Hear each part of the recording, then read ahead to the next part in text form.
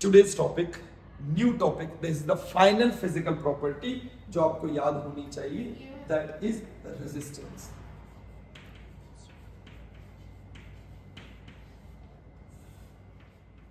Resistance is the property of a conductor which oppose the flow of electric current. Electric current जिस भी direction में जाएगा, और याद रखना है इलेक्ट्रिक करंट की डायरेक्शन हमेशा पॉजिटिव चार्ज की डायरेक्शन ही कंसीडर करनी है। इलेक्ट्रिक करंट जिस भी डायरेक्शन में जाएगा उसको अपोज करने की एक प्रॉपर्टी है, वायर की खुद की प्रॉपर्टी होती है, उसी को हम बोलते हैं रेजिस्टेंस। क्या बोलते हैं उसे बेटा? रेजिस्टेंस। जैसे मैं एग्जांपल दे रहा हूं, उसे समझना। Resistance is like a friction. जैसे अगर आपको कभी रोड पे ट्रैवल करना हो, आप एक रोड पर चल रहे हो, अगर फ्रिक्शन नहीं होगा तो आपको क्या लगता है आप रोड पे चल पाओगे? बोलिए नहीं। जैसे मैं अगर यहाँ पे कहूँ कि इसी रूम के अंदर यहाँ पर मैं ऑयल ही डाल दूं, ऑयल बहुत सारा ऑयल डाल दूं, और मैं कहूँ अब इस पे आराम से स्मूथली चल के बताओ जैसे आप अभी चल रहे हो, आप चल पाओगे? बोले नहीं। क्यों? क्योंकि फ्रिक्शन कम हो गया। The less will be friction, तो आपको मूव करने में उतना ही हार्डनेस फील होगी। क्लियर? फिजिकली अपीयरेंस रजिस्टर का कैसा होता है वो आपको बता देंगे आपको कि ये रजिस्टर ऐसा इस टाइप से होता है, इंस्ट्रूमेंट डिवाइस ऐसा होता है। बाकी जो उसकी प्रॉपर्टी है करंट को रोकने का काम, उस प्रॉपर्टी को बोलते हैं resistance. I hope it is clear. Resistance is denoted by the capital R, इसे हम कैपिटल आर से डिनोट करते हैं, ये आपको ध्यान में रखना है। क्लियर? अब सुनना, समझना, किसी भी वायर का अगर रेजिस्टेंस ज्यादा है तो वो करंट का अपोज करेगा, तो करंट हो जाएगी कम, तो उसे हम बोलेंगे ये बैड कंडक्टर है। क्या बोलेंगे उसे अपन? और मैंने कहा कि किसी का रेजिस्टेंस इतना कम है कि उसकी करंट बहुत अच्छी फ्लो हो रही है, तो उसे हम बोलेंगे गुड कंडक्टर। क्या ये चीज क्लियर है बेटा? बहुत अच्छी बात मैंने बोली है, यहां पे ध्यान रखना। ये कंट्रोल करता है इसे, ये ज्यादा हुआ तो ये कम हो जाएगा, ये कम हुआ तो ये ज्यादा हो जाएगा, ये इसे कंट्रोल नहीं कर सकता। आगे समझ में? देखा जाए तो ये आर किसी पे डिपेंड नहीं है, जो है जो है। आई होप इट इज क्लियर, ये पूरी कहानी इसमें ये है। फिर अगला पॉइंट आता है, ऐसे कौन कौन से फैक्टर्स हैं जिन पे रेजिस्टेंस जो होता है वो डिपेंड करता है। पहला, R depends on length of the wire, length of the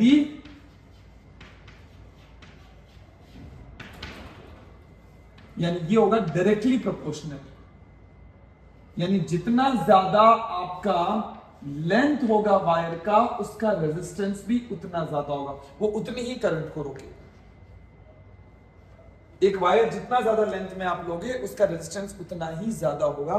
this is your equation number 1। इसे हम बोलेंगे R is directly proportional to L. Second point,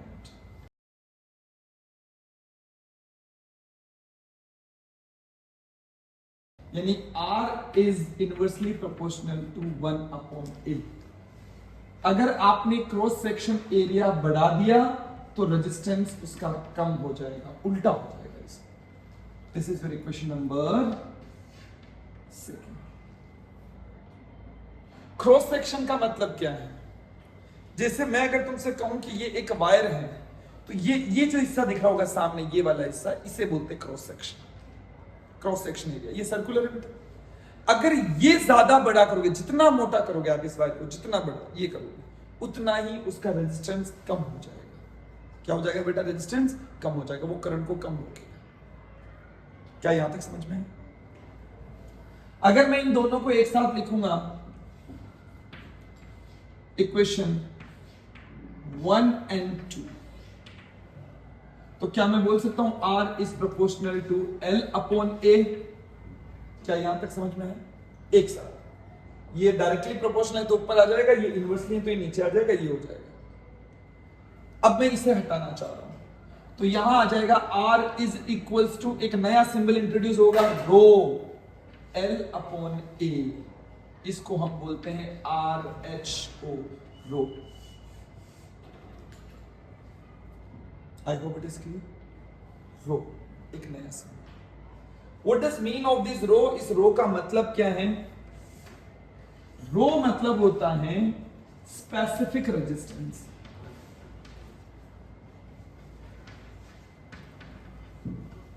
या इसे एक नाम से और जानते हैं जिसे हम बोलते हैं resistivity.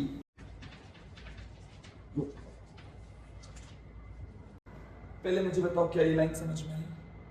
R is directly proportional to L, यानी कि जितना लंबा वायर आप लोगे वो उतना ही करंट को रोकेगा। आपने कहा R is inversely proportional to area, इसका मतलब हो गया वायर जितना मोटा लोगे उसका रेजिस्टेंस कम हो जाएगा, रेजिस्टेंस कम हुआ मतलब करंट अच्छी जाएगी। एरिया, जितना पतला वायर आपने लिया, जितना पतला वायर आप लोगे उसका रेजिस्टेंस उतना ज्यादा हो जाएगा, तो उसमें करंट उतनी ही कम फ्लो। इन दोनों को जब मैं एक साथ लिखूंगा तो ये बनेगा। इस साइन को मैं हटाऊंगा तो यहां आ जाएगा एक नया सिंबल, नया क्वांटिटी जिसे बोलते हैं रो, और इसे अपन बोलते हैं आपका स्पेसिफिक रेजिस्टेंस या रेजिस्टिविटी। क्या यहां तक क्लियर है? जो रेजिस्टेंस है इसकी यूनिट है बेटा, जिसे हम बोलते हैं ओम, OHM। कभी भी आप ये नहीं लिखेंगे, इसका एक सिंबल बनाएंगे ये वाला। This is the SI unit. क्या है ये बेटा? आपकी SI यूनिट। क्या ये चीज क्लियर है? और ये जो रेजिस्टिविटी है इसकी यूनिट होती है ओम मीटर। क्या होती है बेटा? Ohm metre. क्या ये चीज क्लियर है? Ohm metre. Now I will explain about it. What is the meaning of resistivity? Length हमें पता है, वायर की जो लेंथ होगी, क्रॉस सेक्शन एरिया हमें पता है भाई, ठीक है कितना मोटा आप ले रहे हो। रेजिस्टेंस हमें समझ में आ गया कि इसमें जब करंट जा रहे होंगे तो इसका मतलब चार्जेस जब दौड़ रहे होंगे तो कोई ना कोई तो रोक रहा होगा, उसकी वायर की प्रॉपर्टी है। अब ये रेजिस्टिविटी का लफड़ा क्या है, इसे थोड़ा सा समझना। मैं बता रहा हूं इसे। देखो, हमने अभी एक फॉर्मूला पढ़ा, that is R is equals to rho L upon A। Now the question arise in our mind, what is the meaning of resistivity? ये क्या है? अगर मैं तुमसे कहूं कि एक वायर लो आप, और ये वायर तुमने लिया है कॉपर का, एक वायर लो और ये वायर तुमने लिया है, मान लेते हैं यहां से इतना सा एल्यूमिनियम का। एक वायर ले लो, ये वायर तुमने ले लिया है, मान लेते हैं सिल्वर का। इन सभी का ये जो डायमेंशन है, क्रॉस सेक्शन एरिया, वो सभी का तुमने सेम रख दिया, ऐसा तुम मान के चलो। अब सुनना ध्यान से, मुझे मेरे घर में वायर लाना है। मैंने कहा एक वायर और ले लिया, ये ले लो, और ये मैंने ले लिया Fe यानी कि आयरन का। Now I have a question in my mind कि इन चारों मटेरियल में से कौन सा मटेरियल मेरे लिए ज्यादा अच्छा होगा अगर मैं घरों में वायरिंग लगाऊंगा। तो मुझे कौन सा वायर यूज करना चाहिए मेरे घर के लिए जो कि एक बहुत ही अच्छा गुड कंडक्टर ऑफ इलेक्ट्रिसिटी रहे? Silver, copper. बट क्वेश्चन ये है कि अगर लेंथ ज्यादा हुई तो रेजिस्टेंस बढ़ जाएगा, और रेजिस्टेंस बढ़ गया तो करंट कम होगी। तो इस हिसाब से तो एजी की लेंथ बहुत ज्यादा है, और एजी की लेंथ ज्यादा है तो इसका रेजिस्टेंस ज्यादा है, और रेजिस्टेंस ज्यादा तो इसमें करंट कम फ्लो होगी, तो ये तो हमारा अच्छा वायर नहीं है। फिर एजी क्यों बोला? इस हिसाब से तो आयरन सबसे अच्छा होना चाहिए, छोटा सा वायर है। क्वेश्चन समझ में आया क्या आप लोगों को मेरा? बताओ जल्दी से। क्या ये हमारे दिमाग में कॉन्फ्लिक्ट या हमारे लिए प्रॉब्लम क्रिएट हुई कि नहीं हुई कि हमें इन चारों में से कौन सा वायर यूज करना चाहिए जो कि एक अच्छा कंडक्टर हो इलेक्ट्रिसिटी का? मैं बोलता हूं आयरन, पर एक बात बताओ, मैं क्या मैं आयरन का इतना सा टुकड़ा ही थोड़ी यूज करूंगा? मैं तो वायरिंग पूरी करूंगा, तो लेंथ बढ़ जाएगी फिर सर उसमें। अब बताओ, हमारे साथ ये बहुत बड़ी प्रॉब्लम थी इसके साथ में। अगर मैं लेंथ से कंपेयर करूं तो देखा जाए लॉजिकली तो इसका रेजिस्टेंस सबसे कम रहेगा अकॉर्डिंग टू लेंथ। देखा जाए तो सबसे कम इसका रेजिस्टेंस, और देखा जाए तो एजी का रेजिस्टेंस सबसे ज्यादा होगा। ये मेरे लिए सबसे बड़ी दिक्कत थी, ऐसा तो होना नहीं चाहिए। मैंने क्या किया, सुनना ध्यान से, मैंने कहा ऐसे काम नहीं चलेगा, तो क्या करूं? मैंने कहा एक काम करते हैं, सभी वायर को लाओ, जितने भी वायर तुम्हें दिख रहे हैं, जितने भी जिस टाइप के मटेरियल तुम्हें दिख रहे हैं, सब वायर को लाओ। ठीक है, चलो हर वायर को आप ब्रेक करो, तोड़ो। कैसे? 1 मीटर लेंथ पे तोड़ो। कितना तोड़ना है उसे? 1 मीटर लेंथ। यानी हर एक वायर की जो लेंथ है वो आप कर दो 1 मीटर। कोई भी वायर हो, copper, aluminium, silver, gold, iron, जितने भी वायर तुम्हें दिख रहे हैं, सबकी लेंथ कितनी लेनी है आपको? 1 मीटर, सभी की लेंथ।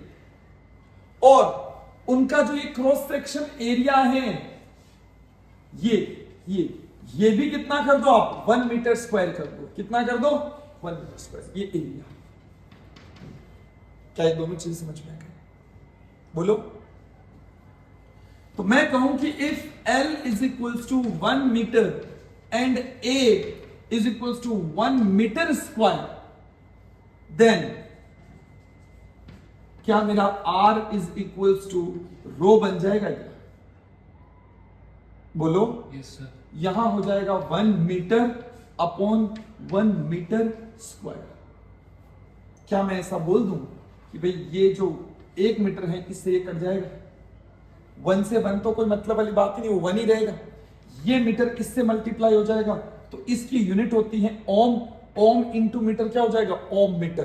तो यहां आर ही आपका बनेगा रो, जिसकी यूनिट बन जाएगी ओम मीटर। अब इसका मतलब समझा रहा हूं, ध्यान से सुनना अच्छे से।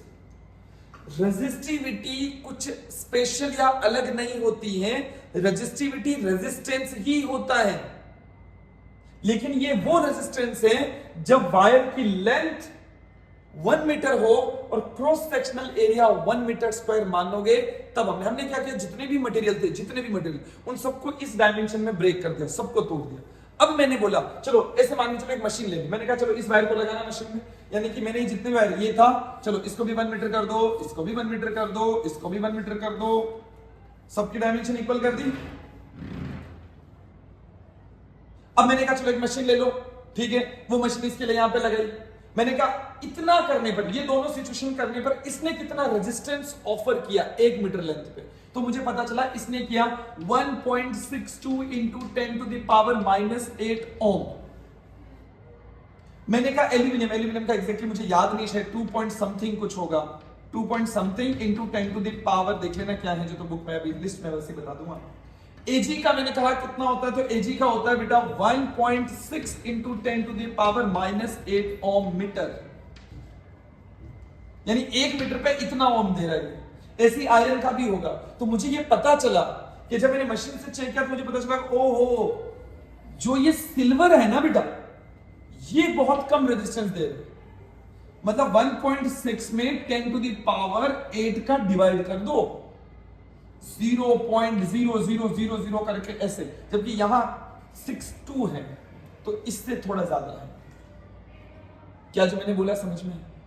तो resistivity is nothing else, resistivity is a resistance, एक ऐसा रेजिस्टेंस है जो आपने मेजर किया। मैंने कहा मेरे पास तो इतने सारी दुनिया भर के वायर होंगे, मुझे कैसे पता चलेगा कौन सा वायर अच्छा और कौन सा वायर बुरा? अगर मैं कॉपर के ही 2 वायर ले लूं, अब मैंने कहा ये कॉपर का एक वायर हीरा और एक वायर हीरा, तो आप बोलोगे इसकी लेंथ ज्यादा है, खराब वायर है, तो मुझे कौन सा वायर चूज करना चाहिए? तो मैंने कहा नहीं 1 मिनट रुको। फिर दुनिया के जितने भी मटेरियल थे और जो भी वायर मेरे पास अवेलेबल है, हर एक वायर को मैंने 1 करके मेजर किया, तो मुझे सबकी एक स्पेसिफिक रेजिस्टिविटी यानी कि रेजिस्टेंस की वैल्यू निकली। हर 1 मीटर पे इतना होता है। तो मुझे पता चला कि इस हिसाब से सबसे अच्छा सिल्वर है, क्योंकि ये सबसे कम रेजिस्टेंस ऑफर करता है। उसके बाद Cu है, फिर ये आता है एल्यूमिनियम, लास्ट में ये आता है F। क्या ये समझ में आया? तो रेजिस्टिविटी, कोई भी आपसे पूछे स्पेसिफिक रेजिस्टेंस या रेजिस्टिविटी क्या है, तो resistivity is a resistance when length should be 1 meter and area should be 1 meter square. This is the resistivity. और हमें किसी भी वायर को ये पता करना हो ये कौन सा वायर अच्छा है और कौन सा वायर बुरा है, हमें क्यों पता? देखो सिल्वर सबसे अच्छा है, लेकिन घर में सिल्वर लगाना वर्थ इट है नहीं, तो हमने बोला सबसे बढ़िया वायर हमने मान लिया। फिर कॉपर को, कॉपर और सिल्वर में ज्यादा फर्क नहीं। Copper is also very good conductor of electricity, हमने कॉपर को अज्यूम कर लिया, हमने कॉपर को कंसिडर कर लिया। अब आज मार्केट में कभी आप जाओ और आपको वायर में दिखाई दे एल्यूमिनियम लेना कि कॉपर लेना, तो आप प्रायोरिटी दोगे किसे? कॉपर को। Copper is a very good conductor of electricity, a best wire than the aluminium, iron and other material. दूसरे मटेरियल का रेजिस्टिविटी ज्यादा होगी, रेजिस्टिविटी ज्यादा होने का मतलब रेजिस्टेंस ज्यादा हो गया, और इसका मतलब हो गया वो करंट को ज्यादा रोकेगा। आई होप इट इज क्लियर। अब एक क्वेश्चन पूछा गया था एक बार, ये मैं तुमसे ऐसे ही पूछ रहा हूं, बड़ा मजेदार क्वेश्चन। एक वायर है जिसकी लेंथ है 1 मीटर। कितनी है बेटा? 1 मीटर। ये वायर, चलो इस वायर की लेंथ मैंने मान लिया 3 मीटर। कितनी मान ली मैंने? 3 मीटर। अगर मैं इस वायर को खींच लूं, ऐसे पकड़ के खींच लिया, ऐसे स्ट्रेच कर दिया, तो बताइए उसके रेजिस्टेंस R और रेजिस्टिविटी रो, इन दोनों पर क्या फर्क पड़ेगा? ये क्वेश्चन। अगर मैं इस वायर को पकड़ के खींच देता हूं तो बताइए R और रो पर क्या फर्क पड़ेगा? चेंज होगा, नहीं होगा, कितना चेंज होगा, कैसे चेंज होगा, वो सारी चीजें।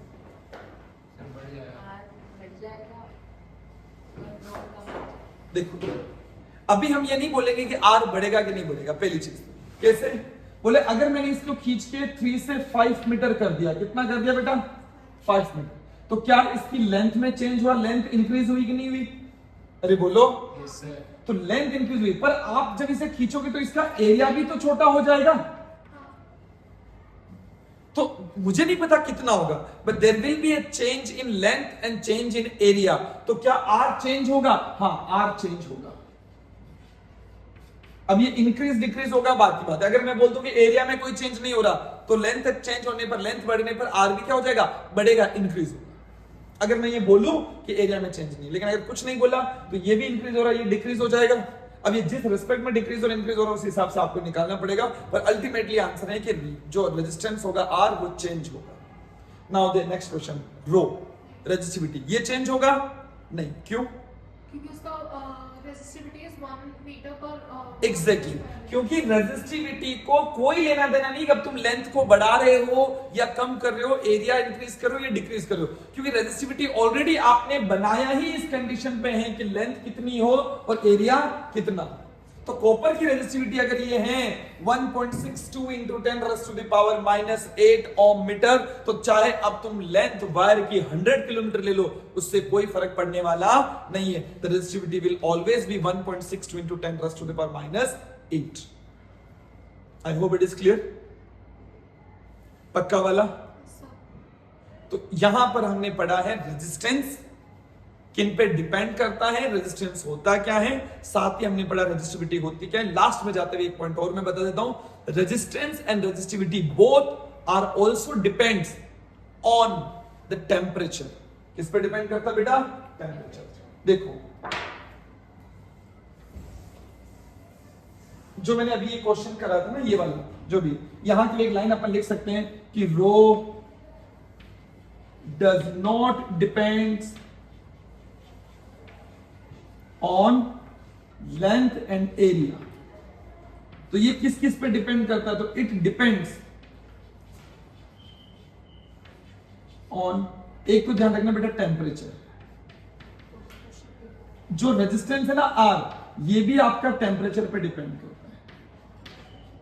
टेम्परेचर अगर आपने बढ़ाया तो रेजिस्टेंस बढ़ जाएगा। इसलिए गर्मियों के मौसम में इलेक्ट्रिसिटी जाती है। क्यों कट करते हैं वो? क्योंकि गर्मियों के मौसम में वायर जो होते हैं बाहर की तरफ, उनका टेम्परेचर बढ़ जाता है और उनके बढ़ने से रेजिस्टेंस बढ़ जाएगा। रेजिस्टेंस बढ़ने से वो करंट को रोकना शुरू कर देते हैं। वो इतनी करंट को रोकते हैं कि फिर खुद ही गर्म हो जाते हैं और गर्म होकर फिर फॉल्ट हो जाएगा उसमें।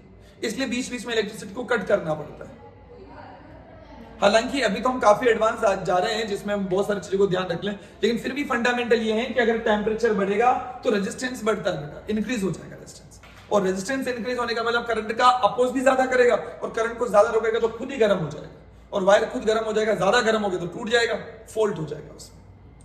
रेजिस्टिविटी भी टेम्परेचर पे डिपेंड करती है। अगर टेम्परेचर बढ़ाया तो रेजिस्टिविटी भी बढ़ जाएगी। और दूसरा ये डिपेंड करता है nature of material. Nature of material, nature of material का मतलब हो गया कि अगर आपने वायर चेंज कर दिया, कॉपर की जगह पे एल्यूमिनियम ले लिया, तो क्या रेजिस्टिविटी चेंज हो जाएगी? हाँ। एल्यूमिनियम की जगह पे सिल्वर ले लिया तो चेंज हो जाएगी? बोले।